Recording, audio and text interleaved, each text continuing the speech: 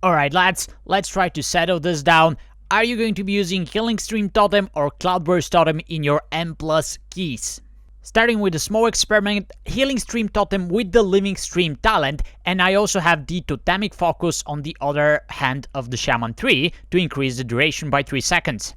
Alright, so I'll keep myself in combat while I drop the Healing Stream Totem, just so Details has everything accounted for. And Healing Stream Totem is pretty easy to use. You drop it and you forget about it.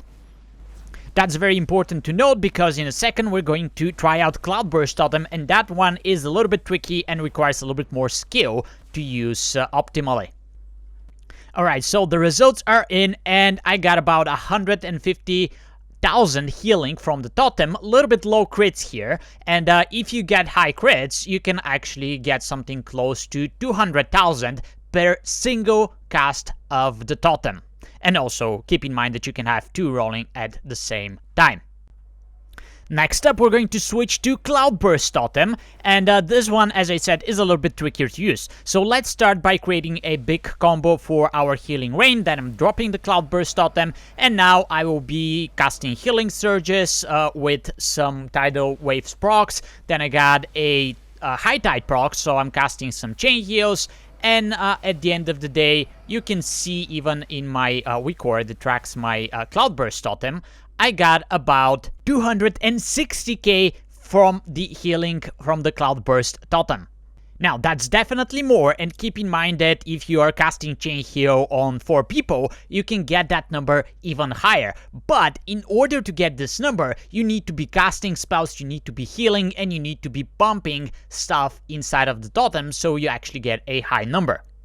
So there's 3 main things to note here. First, how much Cloudburst is going to heal entirely depends on you and what do you do once you cast the totem. If you don't do anything, you will get exactly 0 healing after the Cloudburst ends. Second, the Cloudburst healing is instant once the totem is over, and you can also proc it beforehand if you need a burst of healing, which is very different than the Healing Stream Totem, which will keep ticking for the duration of the totem, but you don't get a big heal at the same time.